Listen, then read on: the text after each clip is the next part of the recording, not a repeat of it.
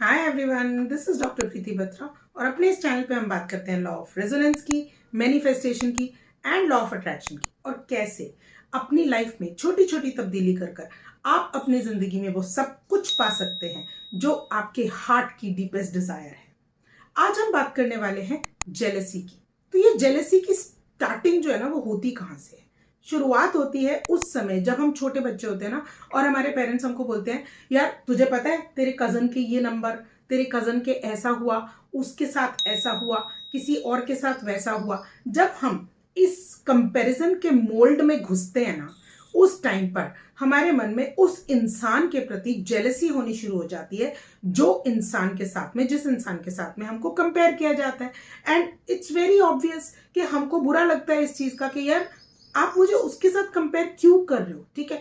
And यही नहीं, बच्चे भी अपने पेरेंट्स को कंपेयर करना शुरू कर देते हैं बहुत सारी चीजों के ऊपर कि उसके मम्मी पापा ने तो ऐसा किया, आपने तो वैसा किया, एटसेट्रा एटसेट्रा। तो ये जो कंपैरिजन है ना, ये हम एक्चुअली बचपन में ही सीख जाते हैं। अब इस कंपैरिजन की वजह से, ये जो जेलेसी का फैक्टर है, उसकी वजह से हमारे बहुत सारे नुकसान होते हैं। सबसे पहला नुकसान तो हमारा खुद का होता है। क्यों? क्योंकि हम उस इंसान की किसी अचीवमेंट के बारे में ना जेलस फील कर रहे होते हैं। And to your surprise my dear friends, हमारा जो सबकॉन्शियस माइंड है ना, वो किसी भी फॉर्म में हमारी लैंग्वेज या वर्ड्स को तो समझता ही नहीं है। पता है वो क्या समझता है? वो समझता है पिक्चर फॉर्मेट, वो समझता है एक इमेज फॉर्मेट, ठीक है। तो उस अचीवमेंट के लिए, जिस अचीवमेंट के लिए आप अंदर से जेलस फील कर रहे हो ना, हमारे सबकॉन्शियस माइंड को लगता है कि मुझे वो अचीवमेंट ही पसंद नहीं है। यानी कि उस इंसान को तो भूल जाओ, सिर्फ उस अचीवमेंट के बारे में एक पिक्चराइजेशन हो जाती है and we start feeling jealous about that achievement. ऐसा हमारे सबकॉन्शियस माइंड को लगता है, ठीक है। एंड हमारा सबकॉन्शियस माइंड उस अचीवमेंट को हमारे लिए स्टॉप कर देता है। यानी ठीक है, जब तुम्हें जरूरत ही नहीं है तो तुम्हारे पास ये वाली अचीवमेंट तो कम से कम नहीं ही आएगी, ठीक है। और आप नोटिस करके देखिएगा, जिस भी चीज के लिए आप जेलस फील करते हैं वो चीज हमारे पास आती ही नहीं है ना। सरप्राइजिंग बात, ठीक है। सेकंड जो यहाँ पर प्रॉब्लम आती है, वो आती है कि इस इंसान के साथ में ना हम अपना रिलेशनशिप ही बिगाड़ बैठते हैं।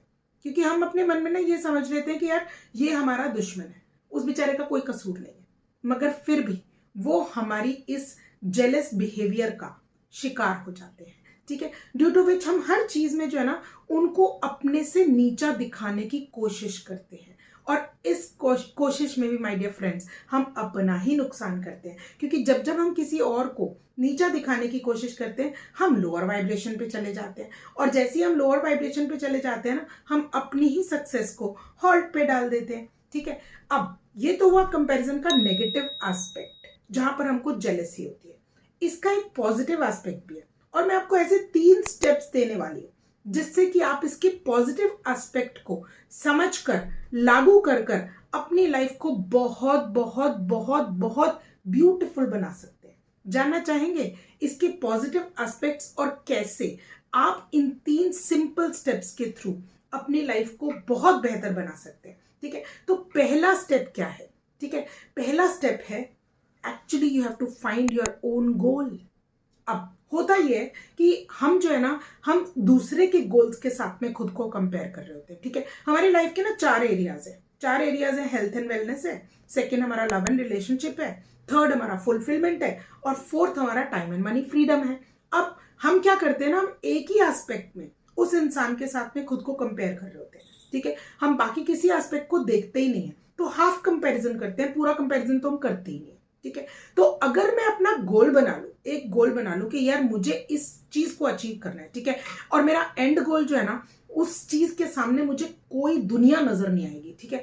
तो जब मैं अपना एक एंड गोल बना लेती हूँ ना, तो मुझे एक चीज के एस्पेक्ट के ऊपर कंपेयर करने की जरूरत ही नहीं महसूस होती। क्योंकि मैं अपने गोल के साथ में इतनी ज्यादा अलाइंड होती हूँ ना, कि सामने वाला क्या कर रहा है क्या नहीं कर रहा, आई एम नॉट बॉदर्ड, ठीक है। तो मुझे नहीं फर्क पड़ता इस चीज का कि उसका गोल क्या है। अगर आपको कंपेयर करना है तो आप देखिए कि जिसके साथ आप कंपेयर कर रहे हैं उसके गोल्स क्या है, ठीक है। और अगर उसके गोल्स डिफरेंट है और आपके गोल्स डिफरेंट है, ये तो वही बात होगी ना, वो कोई और रेस खेल रहा था और आप उसकी रेस में घुस रहे हो, ठीक है। तो अपनी रेस चलाने के लिए, अपनी रेस खेलने के लिए you have to find out your destination, your goal, ठीक है।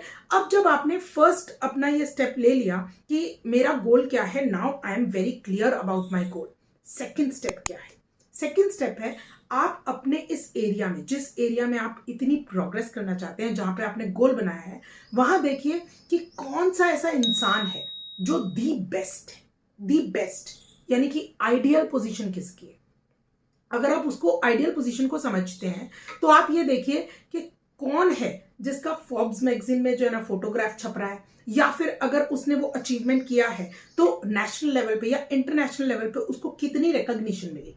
अब आप उस इंसान को ढूंढिए और उस इंसान से कंपैरिजन करना सीखिए, यानी कि इंस्पायर होना सीखिए। अब हम कंपेयर नहीं कर रहे हैं, अब हम इंस्पायर हो रहे हैं। हम उनको अपना आइडियल बना लेते हैं कि मुझे किसी भी हाल में इस इंसान के इस लेवल तक पहुंचना है, ठीक है। अब आपके दिमाग में कंपेयर भी चल रहा है और इंस्पिरेशन भी चल रही है। अब आपको मालूम है कि मुझे करना क्या है, मुझे अपनी ग्रोथ के लिए क्या चाहिए। अब थर्ड स्टेप क्या है, क्योंकि आपने गोल भी बना लिया, आपने ये भी देख लिया कि यार ये इंसान जो है ना इस कैटेगरी में सबसे ज्यादा हाईएस्ट पोजीशन होल्ड करता है, तो ये मेरी इंस्पिरेशन है, यहां तक भी हम पहुंच गए।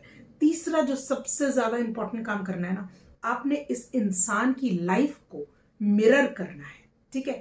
अब आप मिररिंग का मतलब समझिए कि जब हम कंपेयर कर रहे होते हैं ना, तब भी हम सामने वाले के साथ में ना खुद को मिरर कर रहे होते हैं कि अगर ये इस फील्ड में जा रहा है तो मुझे भी यही करना चाहिए, अगर यहां पर इसको ये वाले रिजल्ट्स मिल रहे हैं तो मुझे भी यही करना चाहिए। तो हम अपने गोल से अलाइन नहीं रहते हैं, हम दूसरे के गोल के ऊपर अपनी नजर रखते हैं कि उसने वो किया तो मैं भी ये करूं, ठीक है। तो उसमें हम उसको मिरर करने की कोशिश करते हैं और हम कुछ भी नहीं कर पाते, क्योंकि हम उसके वो सारी चीजों को मिरर इसलिए नहीं कर पाते क्योंकि उसकी जर्नी अलग है, मेरी जर्नी अलग है, ठीक है। यहां हम सोचते ही नहीं है। लेकिन अब क्योंकि आपने एक आइडियल पोजीशन अपनी जो है ना वो सोच ली है कि यार यहां मुझे पहुंचना है और ये इंसान है जिस इंसान को मैं अपना आइडियल बना सकता हूं या बना सकती हूं।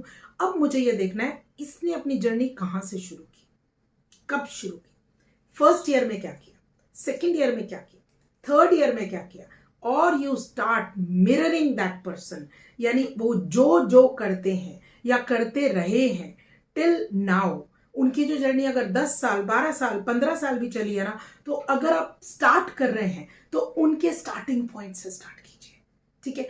कैसे उन्होंने मेंटर्स देखे, कैसे वो किसी और के सामने गए, कैसे उन्होंने कॉर्पोरेट्स में जाके रिलेशंस बनाए। अब आप एक इंसान को मिरर कर रहे हैं, ठीक है। आप उसकी शैडो लाइफ जीना चाहते हैं, क्यों? क्योंकि आपको पता है आपने किसी भी हाल में ना वहां पहुंचना है, ठीक है। जब आप अपने कंपैरिजन को इस लेवल पे लेके आएंगे ना, तो जेलेसी का तो सवाल ही नहीं पैदा होता, क्योंकि आप अपने गोल्स के साथ में अलाइंड होंगे, आप अपनी रेस खेल रहे होंगे किसी और के गोल्स की तरफ ध्यान दिए बगैर, है ना, है ना इंटरेस्टिंग चीज। तो उससे बहुत सारे फायदे होने वाले हैं, क्योंकि जब आप सिर्फ अपनी ग्रोथ की तरफ एक लेजर बीम फोकस बिठाएंगे ना, तब आपका दिमाग और ध्यान कहीं और जा ही नहीं सकता।